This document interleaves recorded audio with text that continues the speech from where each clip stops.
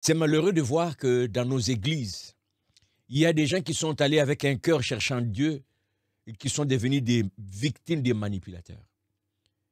Je ne sais pas, toi qui m'écoutes en ce moment, peut-être que tu as un rendez-vous avec un prophète.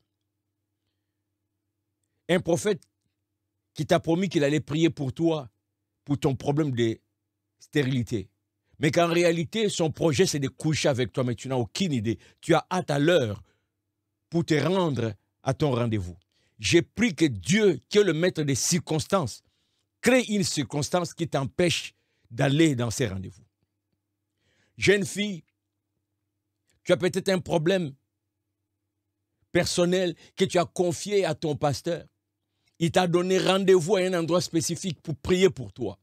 Mais qu'en réalité, c'est pour coucher avec toi qui t'attend. J'ai pris que le Dieu, maître des circonstances, crée une circonstance qui va t'empêcher d'aller à ces rendez-vous. Ou peut-être, tu as un projet de déménager, d'aller dans une telle ou telle ville. Tu as prévu rencontrer ton pasteur ce soir pour lui parler de ton projet, parce que comme il est ton daddy, tu veux qu'il prie pour toi. Mais que dans son cœur, en réalité, quand il va t'entendre exprimer ton rêve, il ne va pas vouloir que tu te déplaces, parce que tu représentes une source de revenus pour lui. Mais quand sa qualité de daddy pour toi, parce qu'il sait que tout ce qui va sortir de sa bouche, toi tu vas croire. Il va fermer les yeux, il va parler en langue, il va prier. Et lorsqu'il va ouvrir les yeux, il va te dire, le Seigneur m'a montré, ne va pas. Alors qu'en réalité, c'est lui. Voilà des genres de manipulations que nous avons dans nos églises.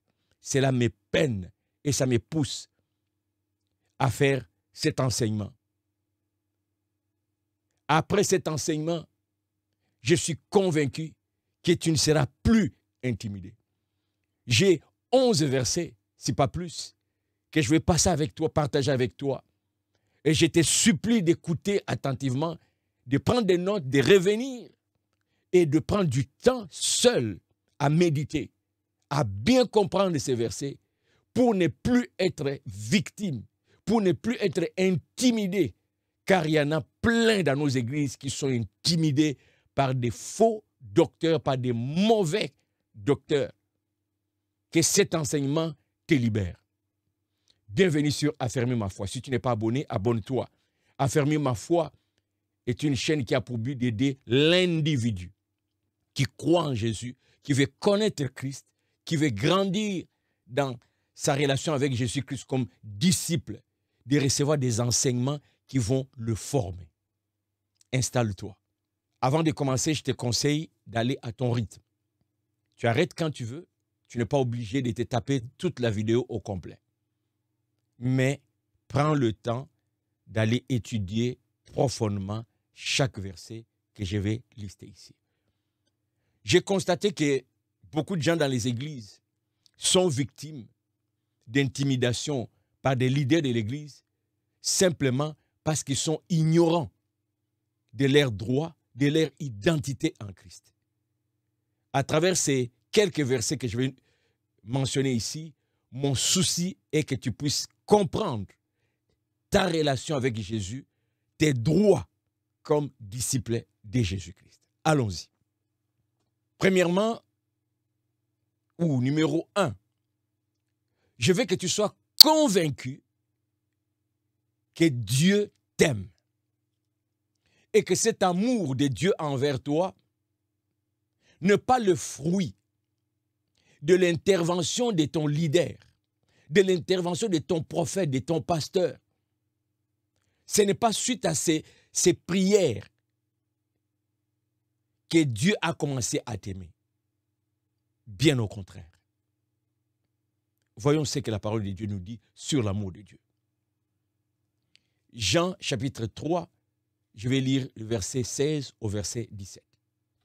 Car Dieu a tant aimé le monde qu'il a donné son Fils unique, afin que quiconque croit en lui ne périsse point, mais qu'il ait la vie éternelle. Dieu, en effet, n'a pas envoyé son Fils dans le monde pour qu'il juge le monde, mais pour que le monde soit sauvé par lui. Ce verset nous dit clairement que Dieu a tant aimé le monde. Il a tellement aimé le monde. Et tu es là-dedans dans ce monde. L'amour de Dieu envers toi est parti de lui vers toi. Ce n'est pas quelqu'un qui a influencé Dieu, qui a parlé de toi à Dieu et Dieu a commencé à t'aimer. Ça, comme disciple de Jésus-Christ, tu dois en être convaincu. Personne n'a influencé Dieu sur cette terre à t'aimer. C'est Dieu lui-même, de son propre chef. Il t'a aimé. Ça, que personne ne te l'arrache. Toujours sur ces points, j'ai encore 2 ou 3 autres versets que je vais ajouter qui vont dans le même esprit. 1 Jean chapitre 3, verset 1. Voyez quel amour le Père nous a témoigné pour que nous soyons appelés enfants de Dieu. Et nous le sommes. Si le monde ne nous connaît pas, c'est qu'il ne l'a pas connu. Ici encore, Dieu a témoigné son amour. Il a fait de nous ses enfants. Et j'aime cette phrase ici quand ça dit « et nous le sommes ». Tu dois avoir la conviction qu'après avoir accepté Jésus-Christ comme ton Seigneur et Sauveur, tu es devenu enfant de Dieu. Tu l'es. Ce n'est pas quelqu'un qui va faire de toi enfant de Dieu. Tu es devenu enfant de Dieu par le sacrifice de Jésus-Christ. Tu dois avoir cette conviction. Si tu ne l'as pas, le manipulateur va te manipuler. L'intimidateur va t'intimider. Le prochain verset, nous lisons dans Romains chapitre 5 au verset 8. Mais Dieu prouve son amour envers nous en ce que lorsque nous étions encore des pécheurs, Christ est mort pour nous. Ça, c'est mon verset clé, ou l'un de mes versets clés qui me rassure de l'amour de Dieu. Dieu nous a aimés lorsque nous étions encore pécheurs. Et il nous a témoigné son amour en nous donnant Jésus-Christ. Que personne ne t'intimide, que personne ne te fasse croire qu'elle a de l'influence auprès de Dieu pour que Dieu puisse t'aimer. Dieu lui-même t'a aimé et il t'a témoigné son amour. Il t'a aimé lorsque tu étais encore pécheur. Il t'a donné le salut par Jésus-Christ. Ça doit être ta conviction et tu t'accroches. Et les prochains versets, toujours sur ces points, sur l'amour de Dieu, Romains chapitre 8, je lis le verset 16. L'Esprit lui-même rend témoignage à notre esprit que nous sommes enfants de Dieu. L'Esprit de Dieu rend témoignage à notre esprit, à mon esprit, que je suis enfant de Dieu. Ça doit être ta conviction. L'Esprit de Dieu me confirme au sein de mon cœur que je suis enfant de Dieu. Et ça, c'est non négociable. Et tu permets à personne de prétendre que lui, il peut influencer Dieu pour t'aimer. Dieu t'a aimé, l'Esprit de Dieu rend témoignage à ton esprit que tu es enfant de Dieu et tu l'es. Et tu vis comme enfant de Dieu et tu peux appeler Dieu ton Père. Deuxième point, tu dois avoir l'assurance que ton âme est sauvée. Cette assurance doit être du fond de ton cœur que ton âme est sauvée. Donc, avoir l'assurance de ton salut. Jean chapitre 6, verset 40, je fais la lecture. La volonté de mon Père, c'est que quiconque voit le Fils et croit en lui ait la vie éternelle. Et je le ressusciterai au dernier jour. Le salut ici dépend de ta foi en Jésus-Christ. Si tu crois en Jésus-Christ, qu'il est mort sur la croix pour toi, tu l'acceptes dans ton cœur comme ton Seigneur et Sauveur, il fait de toi un enfant de Dieu. J'ai un autre verset là-dessus. Jean chapitre 1, verset 12, il nous est dit ceci. Mais à tous ceux qui l'ont reçu, à ceux qui croient en son nom, elle a donné le pouvoir de devenir enfants de Dieu. Si vous ne savez pas le elle dont il est question ici, c'est encore Jésus. Il faut lire les contextes pour comprendre, mais je vous l'explique tout de suite. Il s'agit de Jésus. Donc, on peut dire, à ceux qui ont cru en son nom, à ceux qui l'ont reçu, et à ceux qui ont cru en son nom, il leur a donné, au lieu de dire elle, la parole, mais on va utiliser il pour comprendre qu'il s'agit ici de Jésus. Si vous avez accepté Jésus-Christ comme votre Seigneur et Sauveur, vous devez avoir l'assurance de votre salut. Et cela ne passe pas par quelqu'un d'autre. Ne permettez à personne de vous faire croire qu'elle a l'influence sur votre salut. Personne ne peut convaincre Dieu de dire accepte, mais rejette l'autre là. Si tu crois que Christ est mort sur la croix pour toi, tu l'acceptes dans ton cœur, tu deviens enfant de Dieu et c'est acquis. Tu gardes ça et tu vis dans cette ligne. Ne laisse personne t'intimider. Troisième point, tu dois avoir l'assurance que la Bible atteste clairement qu'il y a un seul Dieu et un seul médiateur entre Dieu et les hommes. Cette assurance, tu dois l'avoir parce que la Bible l'affirme. Voici ce que la Bible dit. Nous sommes dans 1 Timothée chapitre 2, verset 5 au verset 6. Car il y a un seul Dieu et aussi un seul médiateur entre Dieu et les hommes, Jésus-Christ homme, qui s'est donné lui-même en rançon pour tous. C'est là le témoignage rendu à son propre temps. Je souligne ici le fait que la Bible déclare qu'il y a un seul Dieu et un seul médiateur, Dieu soit loué. Le nom de ces médiateurs nous est donné, c'est Jésus-Christ homme. Ici, homme dans le sens que Jésus qui était physiquement ici sur la terre. C'est Jésus est le seul intermédiaire entre Dieu et nous, les hommes. À part Jésus-Christ, aucun homme n'est intermédiaire entre toi et Dieu. Je sais que nous avons des pasteurs, nous avons des leaders dans l'église. On les respecte. Mais ce sont des êtres humains comme moi. Ces pasteurs, ces autorités, ces responsables, si elles travaillent vraiment pour Dieu, mais elles ne font que exécuter des tâches que Dieu leur a données. Mais ça ne fait pas de ces serviteurs des humains extra que nous, que toi. Il n'y a qu'un seul Dieu et un seul médiateur. C'est ici qu'il faut vraiment comprendre pour vous libérer de ces gens qui vous intimident, qui vous promettent. Ça me fait du mal. J'ai vécu ça dans la vie des gens proches. Le cas d'une sœur, sa fille était malade. Elle va voir un prophète pour lui demander de prier pour sa fille. Mais pour voir ces prophètes, il y a un intermédiaire. L'intermédiaire lui dit, tu ne peux pas venir voir le prophète main vide. Donne au prophète quelque chose qui te coûte cher. C'est la vie de ta fille. Tu veux qu'il prie, mais donne-lui quelque chose qui te coûte cher. Et la sœur dit, je n'ai pas d'argent sur moi. Et là, on insiste, dit, la vie, est-ce que vraiment la vie de ta fille, c'est important pour toi? Oui, bien sûr, c'est pourquoi je suis venu ici. Ben, va voir dans ta maison qu'est-ce que tu as. Tu ne peux pas venir comme ça, sans rien. Il faut donner quelque chose de valeur. Et elle va rentrer chez elle et me raconte qu'elle a regardé ses bijoux. Parmi ses bijoux, elle avait des bijoux en or. Et elle s'est décidée entre perdre ses bijoux et avoir la vie de ma fille. Et perdre ma fille, garder les bijoux. Qu'est-ce qui est mieux?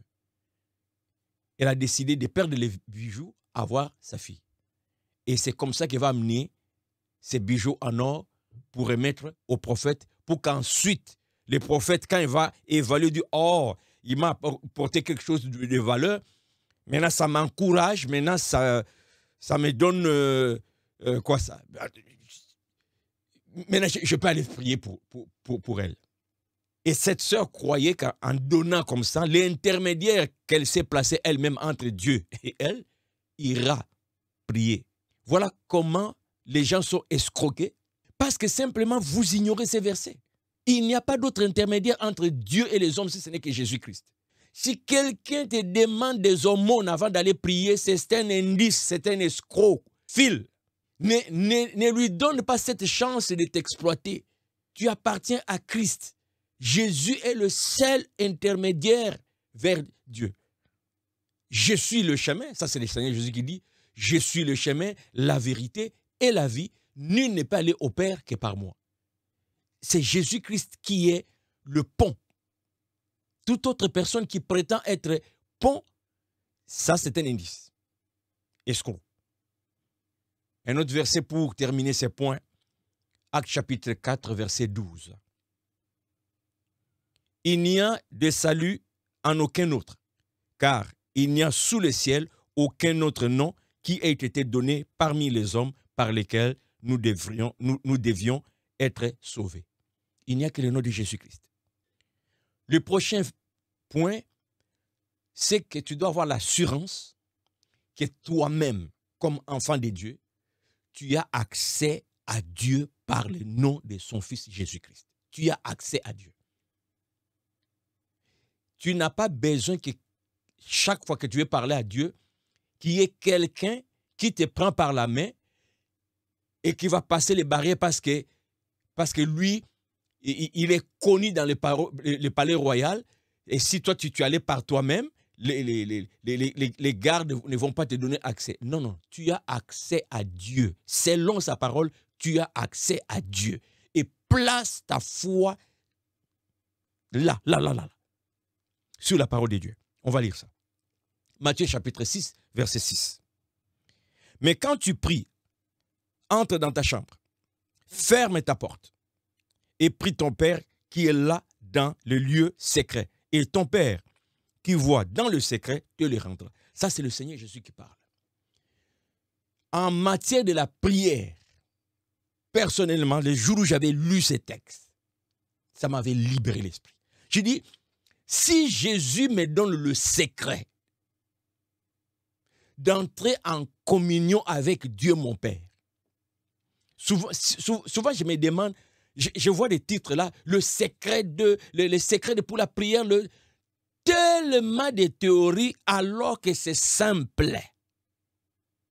Va dans ta chambre, renferme-toi dans ces lieux secrets là. Ton Père, ça c'est Jésus qui me garantit.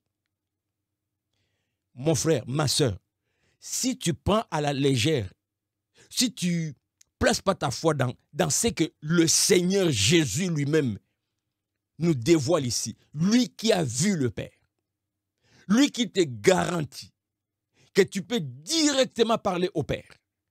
Mais toi, tu trouves que non. C'est plutôt les bishops. Dieu écoute plus les bishops. Lorsque ces bishops vont se rendre compte que tu as peur d'aller vers Dieu par toi-même, si c'est un escroc, il va t'exploiter. Et si tu es une femme, je l'ai dit souvent, si les femmes dans les églises peuvent parler, nous en avons un grand nombre qui sont des victimes. Et si leurs maris savaient ce qui se passe avec leurs femmes, je pense qu'il y aurait moins d'hommes dans les églises. Parce qu'il y a des femmes qui la ferment. Et ça, moi, ça m'énerve. Parce que ce n'est pas ça Dieu. Ce n'est pas comme ça que j'ai connu Dieu. Ce n'est pas comme ça qu'il se révèle dans sa parole. Il n'y a pas un grand secret que celui que le Seigneur lui-même nous livre ici. Il nous rassure que nous pouvons entrer en contact avec le Père. Dans notre chambre. Vous allez peut-être vous dire, je n'ai pas une chambre. Mais comprenons aussi par la chambre un endroit secret, un endroit où je peux me retirer seul. Ça peut me mettre sous un arbre. Ça peut aussi être dans mon cœur, alors que je suis à bord d'un train, d'un avion. Au fait, le Seigneur nous garantit que nous pouvons, nous là, dans notre nature pécheresse ici, accéder à Dieu. Parce que nous avons dit, dès le point 1, il nous aime, il nous a aimés, il nous a donné son Fils unique. Et son Fils, lorsqu'il arrive, il nous dévoile ses grands secrets. Et ces grands dieux-là, toi, son enfant, tu peux entrer en communion avec lui directement au nom de Jésus-Christ. Ne te fais plus exploiter, ne te fais plus intimider. J'étais choqué il y a 2 semaines. J'ai vu une vidéo sur les réseaux sociaux. Il y a un pasteur, au milieu du culte, il prend une dame qui était venue mettre les offrandes dans les paniers. Le pasteur regarde l'argent, reprend ses billets interpelle la madame, commence à tonner sur elle, commence à, je ne sais pas si je peux dire tonner, mais il a dénigré l'offrande de cette dame. Ce que j'ai trouvé grave et qui est jamais dans ces points ici, le pasteur dit à cette dame, Dieu m'a montré beaucoup de choses sur toi, sur ta soeur, mais avec des offrandes comme ça, je ne vais pas les dire. D'ailleurs, avec des offrandes comme ça, tu ne mérites même pas que je prie pour toi. Allez, j'arrête, je ne vais même pas prier pour toi. Va chercher des pasteurs qui acceptent ces genres d'offrandes, qui prient pour toi. Moi, je ne vais pas... Toi, tu veux me rabaisser au niveau de petits billets comme ça? Je ne veux pas prier pour toi. La pauvre dame était là, figée devant l'homme de Dieu. Ah, si c'était moi, je sors. Oh oui, je pars. Tu ne vas pas m'intimider. Je connais mes droits dans le Seigneur. La Bible, la parole de Dieu me le dit. Jésus me confirme que je peux parler avec son Père. Qui est mon Père? Voilà. Ce pasteur, sûrement conscient qu'il est devant des ignorants, des gens qui tremblent devant lui, se permet de dire, avec ces gens d'offrande, je ne peux pas prier pour toi. Oh, pauvre madame, j'essaie d'imaginer qu'est-ce qui s'est passé dans son cœur. Peut-être qu'elle pleurait et dit, où est-ce que j'irai avoir plus de dollars pour donner compris? Moi, j'ai un problème, je vais compris. L'ignorance tue. Sors de l'ignorance. Ne laisse plus les gens t'intimider. Un autre verset que je peux vous ajouter sur ces points, avoir l'assurance que j'ai accès à Dieu. Jean chapitre 16, verset 23 au verset 24. En ces jours-là, vous ne m'interrogerez plus sur rien. En vérité, je vous l'ai dit, ce que vous demanderez au Père, il vous le donnera à mon nom. Jusqu'à présent, vous n'avez rien demandé à mon nom. Demandez et vous recevrez, afin que votre joie soit parfaite. Ça, c'est notre Seigneur qui nous dit, demandez à Dieu à mon nom, afin que votre joie soit parfaite. Il va vous le donner. Mon frère, ma soeur, arrête de payer l'argent pour que quelqu'un prie pour toi. J'ai même entendu dans certains pays, il y a des tarifs selon comment est-ce que le prophète, le pasteur, le bishop, peu importe, va aller prier. Il y a des tarifs si tu veux qu'il prie 2 minutes. Il y a des tarifs si tu veux qu'il aille en retraite. Il y a des tarifs si tu veux qu'il prenne jeûne et prière. Il y a des tarifs si tu veux qu'il fasse une veille. Et les gens payent. Que faites-vous de la parole de Dieu? Vous avez des Bibles à la maison, vous ne voulez pas entrer là-dedans. Je me rappelle, au début de ma foi, encore très jeune, j'ai chanté dans une chorale catholique. À l'époque, vrai ou faux, je n'en sais rien, mais on entendait dire que tu ne peux pas ouvrir la Bible si tu n'es pas prêtre. Il n'y a que les prêtres qui peuvent ouvrir la Bible parce qu'eux, ils sont consacrés et il y a des rituels, la Bible là. On avait peur de la Bible. Et lorsque je me suis converti, j'ai commencé à fréquenter un groupe de prière qui m'avait mis en contact avec la Bible. Ça a tout changé. Je ne sais pas si peut-être vous êtes dans cette catégorie qui a peur de la Bible parce qu'il faut un rituel, il faut une formation. Non, la Bible aujourd'hui, si elle est traduite dans différentes langues, c'est pour justement que ça soit accessible. La Bible est accessible. Vous l'avez à la maison. Ouvrez, vous n'allez pas mourir. Priez Dieu, demandez à l'Esprit de Dieu, il va vous éclairer. Suivez des enseignements comme sur affermir ma foi, ça va vous aider. Il n'y a plus de raison d'être ignorant et de vous faire exploiter, intimider comme ça dans les églises. Connaissez la parole de Dieu. Le Seigneur me garantit ici. Je peux demander au Père, au nom de Jésus-Christ. Le Père va me l'accorder parce qu'il veut que ma joie soit parfaite. Et cette assurance. Nous devons prier les uns pour les autres. Il n'y a pas un problème. Mais quand on commence à mettre des conditions, quand on commence à te faire croire que si tu ne fais pas ça, tu ne donnes pas ça, je ne vais pas prier, et si je ne prie pas, tu n'auras pas ça. Il n'y a personne qui a reçu ce monopole d'entrer en contact avec Dieu. Bon, comme ça, lui va aller prier. Les gens veulent nous ramener à l'époque des sacrificateurs qui entraient dans le lieu très saint. Et ils vont vous garder dans cette ignorance tant et si longtemps que vous ne comprenez pas les Écritures. Or, nous sommes déjà passés. Le vrai sacrificateur est entré une seule fois pour tout. Il a fait pour nous, c'est Jésus-Christ. Quand tu comprends ça, ces gens-là, ils ne vont jamais te manipuler. Le prochain point, tu dois avoir l'assurance que Jésus te garantit l'éternité avec lui. Cette garantie, ça vient de Jésus et non pas d'un bishop. Parce qu'il y en a qui vont te faire croire que lui, il est proche de Dieu. Et que tout ce qu'il demandera à Dieu pour toi, tu vas l'avoir. et tu as intérêt à être en bon terme avec lui, tu as intérêt à répondre à ces critères. Non. Tu dois avoir la garantie que Jésus-Christ lui-même te garantit que ton éternité sera avec lui. Voici ce que le Seigneur Jésus dit. Je suis dans Jean chapitre 14. Je vais lire le verset 1 au verset 3. Que votre cœur ne se trouble point. Croyez en Dieu et croyez en moi. Il y a plusieurs demeures dans la maison de mon Père. Si cela n'était pas, je vous l'aurais dit. Je vais vous préparer une place. Et lorsque je m'en serai allé et que je vous aurai préparé une place, je reviendrai et je vous prendrai avec moi, afin que là où je suis, vous y soyez aussi. Ça, ce sont les paroles du Seigneur Jésus-Christ. Accroche-toi à ça. Il reviendra, il te prendra pour que là où il est, tu sois avec lui. Et tu n'as pas besoin d'un intermédiaire qui va le convaincre de te prendre aussi. Non, lui-même te donne cette promesse puisque tu as cru en lui, tu as fait de lui ton Seigneur, ton Sauveur, il reviendra te prendre. Et tu dois avoir cette assurance. Quand tu l'as, personne ne va t'intimider. Tous ces gens-là, c'est du bruit, c'est des manipulateurs. Ils jouent sur l'ignorance des gens. Mais arrête d'être ignorant, plonge-toi dans les Écritures, va découvrir Dieu tel qu'il s'est présenté, tel qu'il veut que tu le découvres. Prochain point, tu dois avoir la conviction que c'est seul Jésus-Christ qui a payé le prix pour ton salut. Que personne ne vienne te mentir. Qu'elle a fait 21 jours de jeûne et prière pour ton salut. Qu'elle a fait des sacrifices pour ton salut. Nous avons notre salut par le sacrifice de Jésus-Christ, lui seul. Lisons les Écritures. Matthieu chapitre 26, verset 24, chapitre 26, verset 27 au verset 28.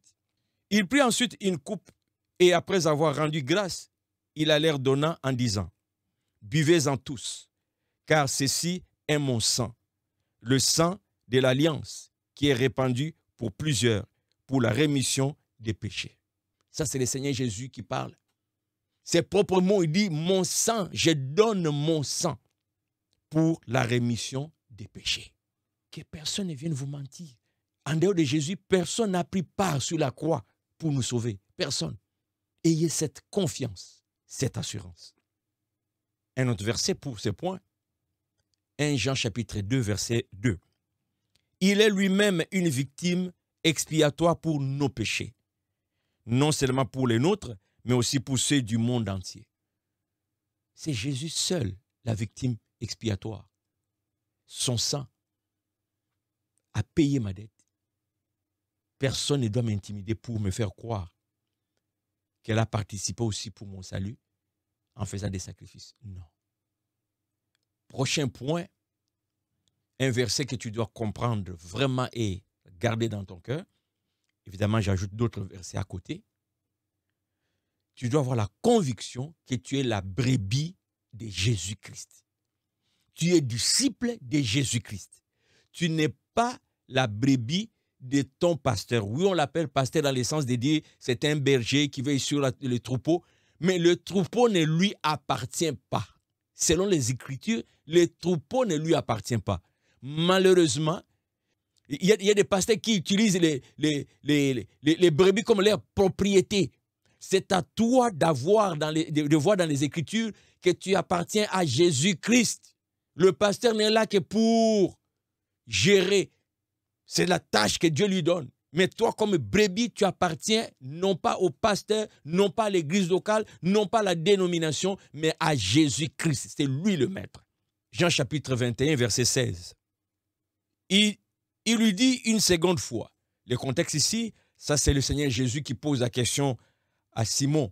Simon, m'aimes-tu? Il lui dit une seconde fois. Simon, fils de Jonas, m'aimes-tu? Pierre lui répondit. Oui, Seigneur, tu sais que je t'aime. Jésus lui dit, paie mes brebis.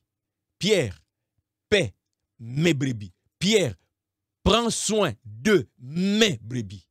Pierre, tout en prenant soin des brebis du Seigneur, doit toujours se rappeler que les brebis appartiennent au Seigneur, qu'il aura des comptes à rendre au Seigneur. Malheureusement, il y a de plus en plus de pasteurs qui sont en train de bâtir des empires, de succès par-ci, par-là. C'est lui le bishop, c'est lui le PDG, c'est lui le CEO, c'est lui. Et maintenant, toutes les brebis là, il va dire, j'ai 10 000 membres, donc c'est à moi. Et il gère ses membres comme c'est lui le chef de l'entreprise, le fondateur de l'entreprise. Mais Pierre, lorsqu'il faisait le travail, savait que les brebis ne lui appartiennent pas. C'est au Seigneur. Alors, prends conscience que selon les Écritures, tu appartiens à Jésus-Christ qui t'a acquis par le sang par le sacrifice de son sang sur la croix de Golgotha. Ça, tu dois l'avoir, mon frère. Un autre verset que j'ajoute à cela. 1 Pierre chapitre 5, verset 1 au verset 3. Voici les exhortations que j'adresse aux anciens qui sont parmi vous, moi ancien comme eux, témoins des souffrances de Christ et participants de la gloire qui doit être manifestée. Ça, c'est la déclaration de Pierre. Paissez le troupeau de Dieu qui est sous votre garde, non par contrainte, mais volontairement, selon Dieu, non pour un gain sordide, mais avec dévouement. Non comme dominant sur ceux qui vous sont échus en partage, mais en étant les modèles du troupeau. Tantôt, je vous ai dit, le Seigneur Jésus a dit à Pierre, paie mes brebis. Maintenant, c'est Pierre qui s'adresse aux autres anciens, aux autres pasteurs, qui font le même travail que lui, qui prennent soin des troupeaux dans différentes églises, dans les différents endroits. Voici l'exhortation qu'il leur donne. Il les rappelle ici. C'est les brebis du Seigneur. Prenez-en soin. Attention, ne dominez pas. Qu'est-ce que nous voyons aujourd'hui? La domination, l'intimidation. Je suis capable de prier contre pour que quelque chose t'arrive. On ne touche pas au oint du Seigneur, sinon quelque chose va t'arriver. On intimide les gens tremblent. Et ils règnent, ils dominent. Ils font marier qui ils veulent, ils font divorcer qui ils veulent, ils retiennent dans l'assemblée qui ils veulent, ils chassent de l'assemblée qui ils veulent, parce qu'ils dominent. Et toi qui te laisses dominer par ignorance, aujourd'hui sors de l'ignorance. Tu appartiens au Seigneur. Les anciens sont là juste pour gérer, gouverner, selon, comme je veux le dire ici, selon Dieu. Pourquoi te laisses-tu intimider? C'est parce que tu es ignorant de la parole de Dieu. Aujourd'hui, que cette parole t'affranchisse. Et si tu es béni, partage pour aider encore plus. Pour aider encore plus. Je suis convaincu qu'au moment où je parle, il y a quelqu'un qui a un rendez-vous. Parce qu'il a un besoin, il veut voir un prophète. Mais le plan de ces prophètes, c'est démoniaque ce qu'il veut faire avec cette personne. Libérons nos bien-aimés avec la parole de Dieu. Prochain point, ne permets pas à quelqu'un de faire de toi sa proie. Ça j'en vois partout. Colossiens chapitre 2, verset 8. Prenez garde que personne ne fasse de vous sa proie par la philosophie et par une vaine tromperie, s'appuyant sur les traditions des hommes, sur les rudiments du monde et non sur Christ. Je pense que ce n'est pas loin de ce que nous vivons. Il y a des dirigeants, des leaders dans les milieux chrétiens qui amènent leur propre philosophie, leur propre façon de faire, qui s'éloignent de Christ. Et pourtant, Jésus disait clairement, allez, faites de toutes les nations des disciples. Enseignez-leur ce que je vous ai prescrit. Oh, mais eux, ils sortent des prescriptions de Jésus-Christ. Ils ont eux-mêmes établi ce qu'ils veulent enseigner aux gens. Leur mentalité, leur philosophie. Et faire croire aux gens que c'est l'Esprit de Dieu qui les conduit dans cette voie. Et ils sont en train de manipuler les gens dans les églises. Et tu tombes comme victime à cause de l'ignorance. Mais j'aime cette exhortation qui m'a beaucoup aidé dans ma marche. Beaucoup aidé. Prenez garde que personne ne fasse de vous sa proie. Ah, je me rappelle de cette histoire. J'ai reçu un téléphone là où on me demande l'argent pour l'église et la façon qu'on présentait les choses. Je me suis référé à cette parole. Je dis, vous n'allez pas faire de moi votre proie. L'ignorance tue. Toujours sur ces points, écoutez encore cette exhortation. Ça vient de lui-même le Seigneur. Mais si vous ignorez ça, si vous négligez cet avertissement, le Seigneur ne sera pas responsable. Écoutez. Gardez-vous des faux prophètes. Ils viennent à vous en vêtements de brebis. Mais au-dedans, ce sont des loups ravisseurs. Ça, c'est le maître qui nous dit. Méfiez-vous, ils sont là. À l'apparence des saints, à l'apparence des serviteurs de Dieu. Mais au-dedans, ce sont des loups ravisseurs. Et quelque part, le Seigneur dit, on reconnaît l'arbre par ses fruits. Mais si tu ne connais pas d'abord l'arbre, comment vas-tu reconnaître les fruits? La connaissance des faux est dans la parole. Tu dois connaître les vrais pour identifier les faux. Si tu négliges la méditation de la parole de Dieu, tu seras victime. Fais attention. Tu dois être vigilant. Le Seigneur lui-même t'a mis en garde contre les faux. Donc, n'hésite pas d'ouvrir tes yeux. Ne pense pas que tout celui qui parle au nom de Dieu est serviteur de Dieu. Le Seigneur lui-même te dit ici, les faux sont aussi là. Le prochain point, j'aimerais que tu comprennes que tous ceux qui servent Dieu, que nous appelons serviteurs de Dieu, hommes de Dieu, selon la parole de Dieu, ne sont que des simples serviteurs. Ils n'ont pas un avantage devant Dieu que tu n'as pas, en ce sens que eux, ils peuvent parler à Dieu et Dieu va plus les écouter que toi. Non, ne permets pas que quelqu'un te fasse croire ça. Nous avons accès à Christ. Ils accomplissent leurs tâches et cela ne fait pas d'eux des super hommes. Ils n'ont pas une autre nature que ta nature. Ne tremble pas devant ces gens. Respecte-le dans ce qu'ils font. En autant qu'ils sont en train de le faire de manière respectueuse. Mais ne tremble pas comme si tu es devant un ange. Écoute ça. Ça, c'est le Seigneur lui-même qui dit. On va lire dans Luc chapitre 17. Je commence la lecture au verset 7. Qui de vous, ayant un serviteur qui laboure ou paie les troupeaux, lui dira, quand il revient des champs, approche vite et mets-toi à table. Ne lui dira-t-il pas au contraire, prépare-moi à souper, ceins-toi et sers-moi jusqu'à ce que j'aie mangé et bu. Après cela, toi, tu mangeras et boiras. Doit-il de la reconnaissance à ses serviteurs parce qu'il a fait ce qui lui était ordonné? Ça, c'est le Seigneur qui pose la question. Vous de même, quand vous avez fait tout ce qui vous a été ordonné, dites, nous sommes des serviteurs inutiles.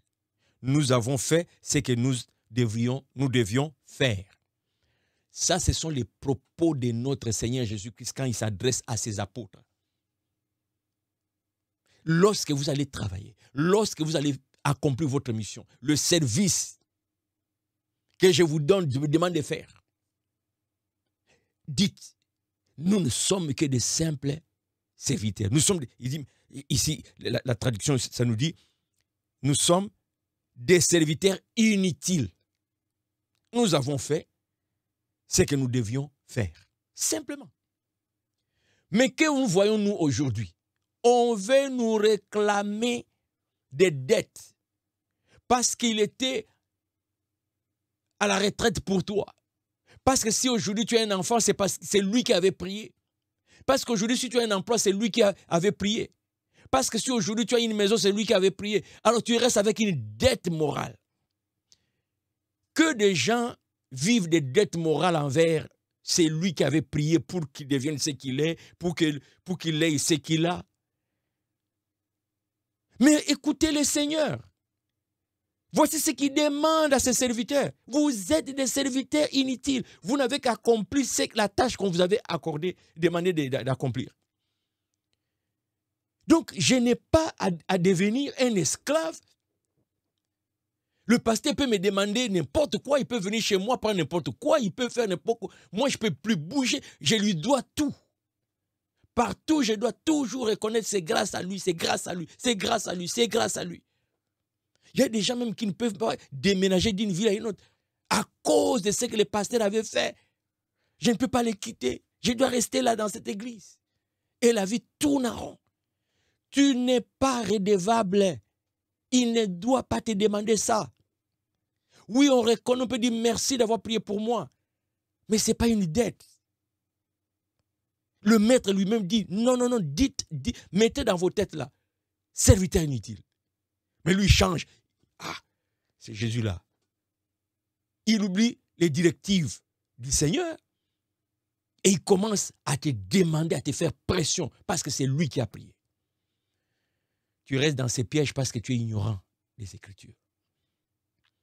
Le prochain point, tu dois savoir que tu as le droit de discerner tout ce que tout prédicateur, tout prophète, tout pasteur te dit au nom de Jésus. Ou de la part de Jésus. Dieu m'a montré, Dieu m'a envoyé, te dit, Dieu m'a demandé.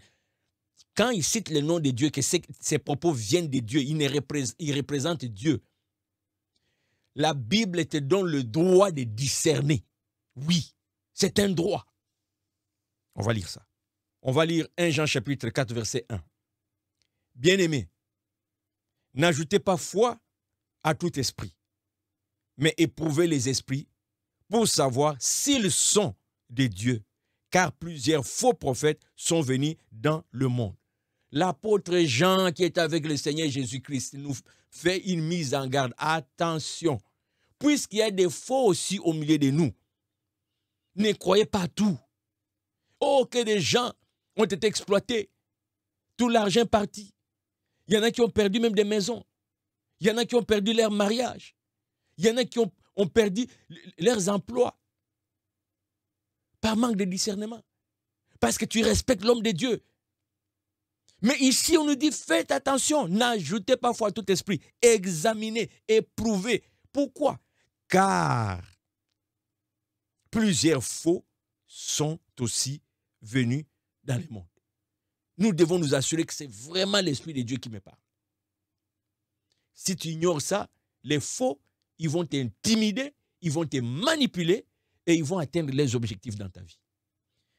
Dieu ne sera pas responsable parce que c'est déjà dit. La vérité t'est dévoilée. Attention, discerne. Discerner, c'est un droit. Et tu as les devoirs de discerner. Pour ajouter à ces points, 1 Thessaloniciens chapitre 5, verset 20 au verset 21. Ne méprisez pas les prophéties, mais examinez toutes choses, retenez ce qui est bon. Les prophéties, ça pullule dans les églises. L'avertissement biblique, c'est, ok, on les écoute, on ne les méprise pas, mais on doit les examiner. Bien-aimé, si tu n'as pas la culture de la parole de Dieu, il te sera difficile d'examiner. Ne néglige pas tes propres moments d'étude de la parole de Dieu. Ne néglige pas, c'est vital pour toi. Pour ta femme, si tu es marié, pour ton mari, si tu es marié, pour tes enfants, si tu as des enfants. Ne néglige pas. Les faux sont là, la Bible atteste. Et Dieu les laisse. Il y a un temps prévu pour punir ces gens. Mais en attendant, ils font leur travail. Mais pendant qu'ils font leur travail, le conseil biblique, c'est que examine pour ne pas tomber dans les pièges. Si tu n'appliques pas ça, Dieu ne sera pas responsable. Tout sur tes propres épaules. Et enfin, le dernier point, attention au culte de la personne. Que dire de nos églises? Le phénomène d'Adi, surtout en Afrique. Le phénomène d'Adi, c'est dangereux. Le phénomène prophète, c'est dangereux. Le phénomène homme de feu, c'est dangereux. Culte de la personne, c'est dangereux. Allons dans la parole de Dieu. 1 Corinthiens chapitre 3, verset 4, verset 6. Quand l'un dit, moi je suis de Paul, et un autre, moi d'Apollos, n'êtes-vous pas des hommes? Qu'est-ce que c'est donc Apollos? Et qu'est-ce que Paul? Des serviteurs, par le moyen desquels vous avez cru, selon que le Seigneur l'a donné à chacun. J'ai planté, Apollos a arrosé, mais Dieu a fait croître. Il y a des chrétiens qui s'identifient plus à leur pasteur. Ils sont plus à l'aise de dire « mon pasteur c'est tel » que de s'identifier à Christ, le Sauveur. Et on voit ça ici dans ces textes. Ceux qui se réclamaient de Paul, d'autres disant « moi, je suis d'Apollos ». Et l'apôtre Paul entre là-dedans. Il les interprète, dit « c'est quoi ça? Qui est Paul? Qui est Apollos? Nous ne sommes que des serviteurs, le moyen que Dieu a utilisé pour vous bénir. Vous ne devez pas vous attacher à nous comme si c'est nous le salut, comme si c'est nous le Jésus. Attachez-vous à Christ. C'est lui qui vous a sauvé, c'est lui qui est votre maître. Et c'est ça que nous voyons dans les églises. On adore quasiment les pasteurs. Le respect a dépassé la limite. Ce n'est plus le respect, c'est de l'adoration. Oh, je vois ça. Ne touche pas mon pasteur. Ne touche pas mon pasteur. Je vois des fois des faux enseignements sur les réseaux sociaux. Les gens en train de commenter « Fire, fire, mon pasteur, homme de Dieu, fire, c'est la profondeur. » Et si jamais quelqu'un dit « Hop », ce que le pasteur déclare là, ça va à l'encontre de la pensée de la parole de Dieu. Voici la preuve. Ah, on attaque cette personne. Ne touche pas mon pasteur. Et je suis convaincu que celui qui dit « ne touche pas mon pasteur » ne connaît rien des Écritures. Parce que tu ne fais que boire la parole que tu entends. Tu es devenu admirateur de la personne. Et c'est fini là. En dehors de cette personne, tu es perdu. Tu es perdu. Tu ne comprends plus rien. Tu n'es pas capable de mener ta vie spirituelle seul. Voilà pourquoi durant la pandémie, il y en a qui ont régressé dans leur foi. Parce que la personne qui représentait leur foi n'était plus là physiquement avec. Mais ceux qui ont Christ, ils ont fait encore des pas durant la pandémie. Parce que c'était des bons moments de retraite, d'être seul dans la parole, d'être seul dans la prière. Plus de job, plus de temps avec le Seigneur. Ils ont grandi. Si c'est votre cas, commentez. Commentez si vous avez grandi encore plus durant la pandémie. Je termine par ici. J'espère que ces 11 points, j'avais dit au début, c'est 11 versets qui vont te libérer. À côté de chaque verset, j'ai mis plus d'autres versets. La parole de Dieu est riche. Vous pouvez aller avec ces quelques versets et approfondir votre connaissance. J'espère que lorsque vous allez vraiment méditer chaque verset, la finalité, ça sera votre libération. Parce que ça va vous bâtir spirituellement et plus jamais vous laisserez quelqu'un dans l'église, quel que soit son rang, vous intimider. Parce que vous appartenez à celui qui vous a sauvé. Et son nom c'est Jésus-Christ. Il a promis de revenir nous prendre et de nous amener avec lui pour que là où il est, nous y soyons. Ne vous laissez pas distraire par les intimidateurs qui vont vous amener sur une autre voie. Continuez à garder votre confiance en Christ et à méditer constamment sa parole pour les découvrir tel qu'il veut que nous puissions les découvrir à travers sa parole. Est-ce que cet enseignement vous a béni? Si oui, commentez aussi et surtout partagez pour libérer quelqu'un quelque part. Quand j'ai prié pour cet enseignement, un élément qui m'avait poussé à prier sérieusement, c'est que j'ai pris conscience qu'au moment où moi je prépare cet enseignement, quelque part sur la terre, il y a un manipulateur qui est en train de manipuler les gens. Surtout ces femmes qu'on abuse dans nos églises. Frères, sœurs, partage. Tu ne sais pas si en ce moment ici, il y a un faux qui a donné rendez-vous à une sœur. La sœur attend l'heure parce qu'il est convaincu qu'on va prier pour elle. Mais le monsieur est déjà en train de voir les corps, comment il va jouer avec les corps. Ah, ça me fait mal. Partage, partage, qu'on sauve une sœur quelque part, qu'on sauve un frère quelque part. Partage et prie, prie toi aussi. Prie toi aussi que Dieu libère ces gens qui sont manipulés à cause de leur ignorance. Si tu n'es pas abonné, abonne-toi et ne manque pas la prochaine édition. À la prochaine.